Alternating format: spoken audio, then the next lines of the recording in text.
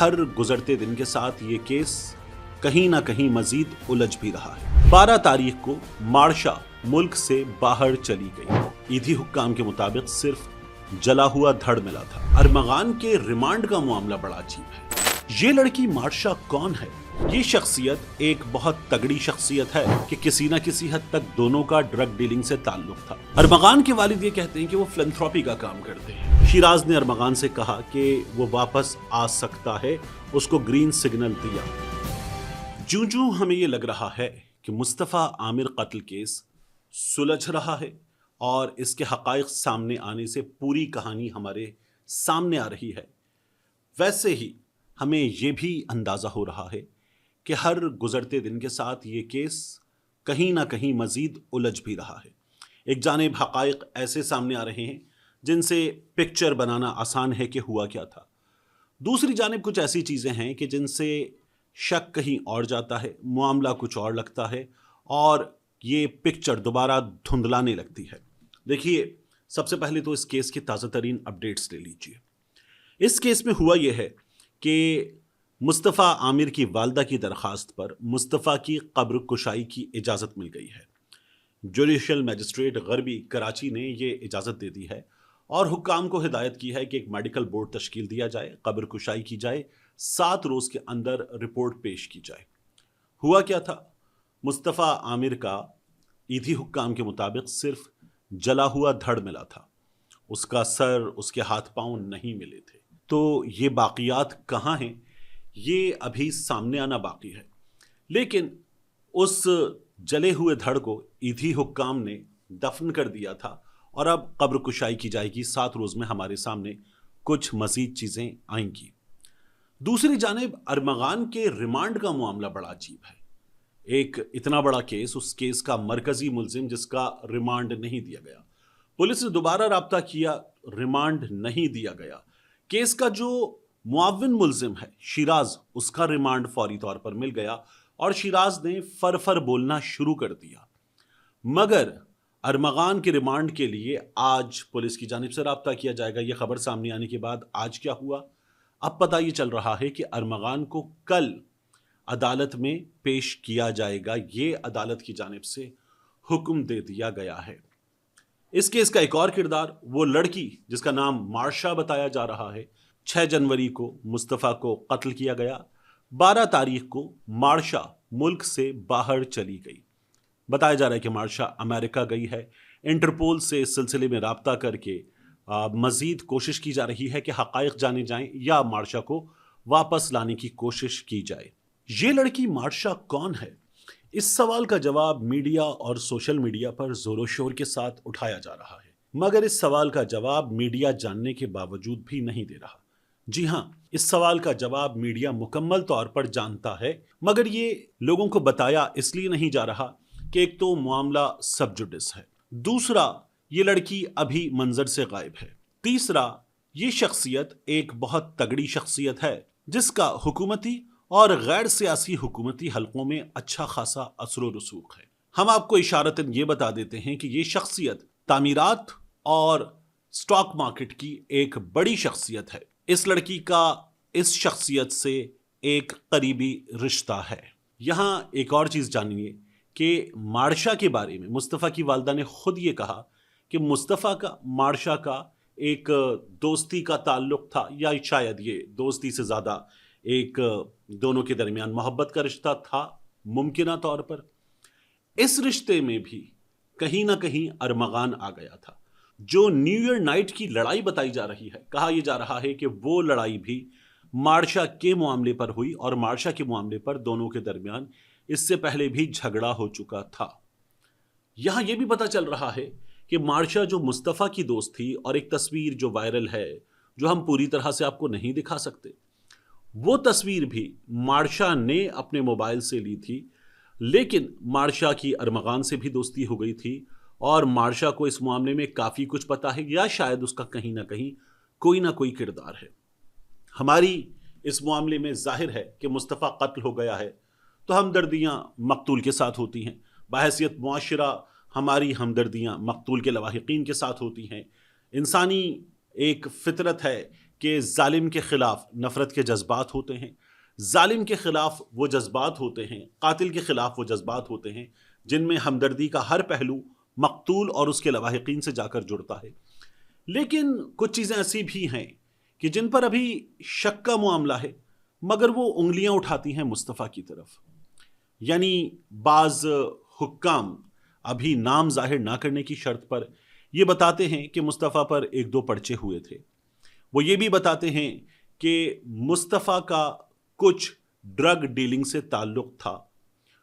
بعض لوگوں نے یہ بھی کہا ہے کہ مصطفیٰ کے ڈرگ ڈیلنگ کے اس تعلق کے بارے میں مصطفیٰ کی والدہ کو بھی پتا تھا، لیکن یہ سب باتیں ابھی اسکیچی ڈیٹیلز ہیں، ان سے پکچر بنانے کی کوشش کی جا سکتی ہے، مگر اس کے حقائق بہت بعد میں شاید سامنے آئیں، کیونکہ ابھی سامنے ہے مصطفیٰ کے قتل اور اس کی تفتیش کا معاملہ، ابھی سامنے ہے ارمغان کا ریمانڈ، اور ریمانڈ مل جانے کے بعد ارمغان سے حقائق جاننے کا معاملہ۔ اب ارمغان کی بات کرتے ہیں۔ ارمغان کیا کرتا تھا؟ کچھ کہتے ہیں کہ ارمغان یہاں بیٹھ کر کرپٹو کا کام کرتا تھا، وہ کام کہ جس میں چھکا لگے تو چند منٹس میں کروڑوں کمائے جا سکتے ہیں۔ کچھ لوگوں کا یہ بھی کہنا ہے کہ جو کال سینٹر تھا، یہ کال سینٹر بڑے بڑے اداروں کو کال سینٹر کی خدمات انجام دینے کے لیے نہیں بنایا گیا تھا، بلکہ یہ کال سینٹر اس لیے بنایا گیا تھا کہ یہاں سے لوگوں سے وہ فراڈ کیا جائے جس میں ان کے کریڈٹ کارڈز خالی کر دیے جاتے ہیں، جس میں ان کے بینک اکاؤنٹس خالی کر دیے جاتے ہیں، اور یہ صرف لوکل سطح پہ کام نہیں کرتے تھے، یہ انٹرنیشنل لیول پہ کام کرتے تھے۔ ابھی اس کے حقائق بھی سامنے آنا باقی ہیں، کیونکہ ارمغان کے والد کامران قریشی وہ کہتے ہیں کہ میرا بیٹا ایک جینیس تھا جو سافٹ ویئر ہاؤس چلا رہا تھا، اور اس سافٹ ویئر ہاؤس سے وہ بہت ہی زبردست انداز میں کما رہا تھا، اس لیے یہ تمام چیزیں اس انداز میں نظر آتی ہیں جس انداز میں ہمارے سامنے فورڈ کا ٹرک اس پارکنگ میں کھڑا ہے، لگژری گاڑیاں اس پارکنگ میں کھڑی ہوئی ہیں، اور پھر آپ کو گھر کے اندر جو انتظامات نظر آتے ہیں وہ اسی کمائی کے نتیجے میں ممکن ہو سکتے ہیں۔ اب ایک اور بات جان لیجئے کہ مصطفیٰ کے بارے میں کامران قریشی، ارمغان کے والد، وہ یہ کہتے ہیں کہ مصطفیٰ ڈرگ ڈیلنگ کا کام کرتا تھا۔ وہ اپنے بیٹے کے بارے میں بات کرتے ہیں کہ میرا بیٹا ڈرگ ڈیلنگ میں ملوث نہیں تھا، وہ سافٹ ویئر ہاؤس چلا رہا تھا اور وہ کرپٹو میں تھا، لیکن وہ بالکل بھی ڈرگ ڈیلنگ میں انوالو نہیں تھا۔ آزاد سورسز کیا کہتے ہیں؟ یہاں ہم مجبور ہیں کہ کسی کو کوٹ نہیں کر سکتے، مگر آزاد سورسز کا یہ دعویٰ ہے کہ ابھی تفتیش کے بعد مزید حقائق سامنے آئیں گے، لیکن پتہ یہ چل رہا ہے کہ کسی نہ کسی حد تک دونوں کا ڈرگ ڈیلنگ سے تعلق تھا۔ ارمغان کے والد یہ کہتے ہیں کہ وہ فلنتھراپی کا کام کرتے ہیں، وہ انسانیت کی خدمت کا کام کرتے ہیں۔ جس وقت یہ سب کچھ ہو رہا تھا تو اس وقت کی کہانی ارمغان کے والد نے خود مجھے بتائی۔ مجھے ان کا انٹرویو کرنا تھا، لیکن بعض وجوہات کی بنا پر، اپنی بعض مجبوریوں کی بنا پر، میں ارمغان کے والد کا انٹرویو ابھی تک نہیں کر سکا، جو ہم جلد کر سکتے ہیں، اور یہی کام ہمیں مصطفیٰ کی والدہ کے ساتھ بھی کرنا ہے کہ ان سے بھی کچھ حقائق جاننے ہیں، کچھ سوالات ان کے سامنے بھی رکھنے ہیں۔ کامران قریشی مصطفیٰ کے بارے میں ڈرگ ڈیلنگ کی بات کرتے ہیں، مصطفیٰ کی والدہ کے بارے میں بھی ڈرگ ڈیلنگ کی بات کرتے ہیں۔ کامران قریشی جب فلنتھراپی کی بات کرتے ہیں تو اپنی کچھ تصاویر وہ شیئر کرتے ہیں جن میں وہ سابق گورنر پنجاب چودھری محمد سرور کے ساتھ نظر آتے ہیں۔ ایسی تصاویر میں، ایسی ویڈیوز میں وہ ہمیں سینیٹر فیصل جاوید کے ساتھ نظر آتے ہیں، اور یہ پرانی ویڈیو ہے جس میں وہ امریکہ میں فنڈ ریزنگ کے سلسلے میں کام کر رہے تھے۔ یہی کامران قریشی ایک وقت میں دعویٰ کرتے ہیں کہ راک سٹار تھے، اور انہوں نے گانے گائے ہیں، اور یہ اس وقت میں راک سٹار تھے، ایک ابھرتے ہوئے سنگر تھے، موسیقی کا ستارہ تھے، کہ جب وائٹل سائنز نہیں تھا، جب سٹرنگز نہیں تھا، جب علی حیدر وغیرہ نے بام عروج نہیں دیکھا تھا، یہ اس وقت ایک راک سٹار تھے۔ اور ان کا یہ کہنا ہے کہ میں نے تو اپنی زندگی میں دولت، عزت، شہرت بہت پہلے دیکھ لی تھی، تو ہمارے پاس اچانک پیسہ آ گیا ہے کرپٹو سے یا مجرمانہ سرگرمیوں سے، ہم پر یہ الزام غلط ہے۔ میں نے تو اپنی زندگی امریکہ میں گزاری ہے، اور میں اب بھی امریکہ میں کام کر رہا ہوں۔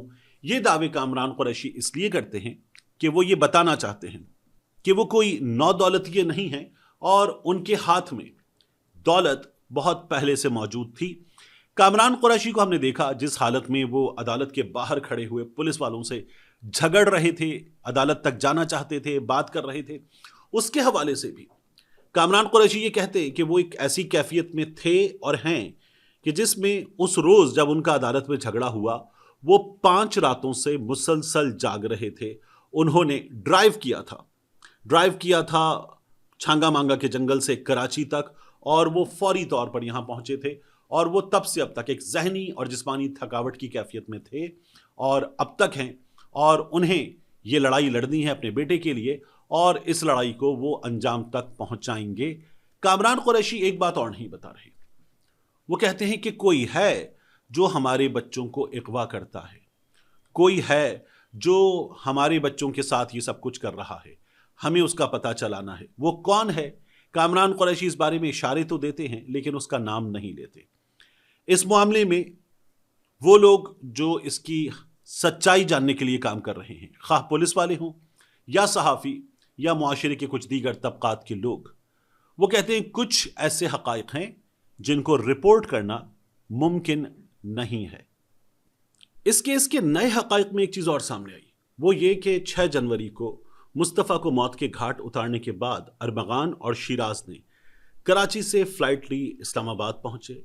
इस्लामाबाद से ये चले गए स्कर्दू और स्कर्दू में रहे और वहाँ रहकर मामलात जानने की, तमाम चीज़ें पता लगाने की कोशिश मुसलसल करते रहे।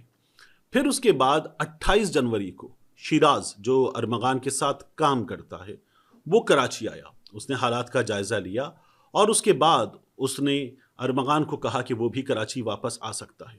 यहाँ तक वो मरहला है जिसमें मुस्तफ़ा की वालदा कहती हैं कि पुलिस ने तफ्तीश में कुछ नहीं किया था और शायद यही वो हालात थे कि जिनकी बिना पर शिराज ने अरमगान से कहा कि वो वापस आ सकता है, उसको ग्रीन सिग्नल दिया। अरमगान भी फरवरी के पहले हफ्ते में गालिबन 5 फरवरी को कराची वापस आ गया और फिर उसके बाद उसके घर पर रेड हुआ और उसके बाद के हालात हमारे सामने हैं।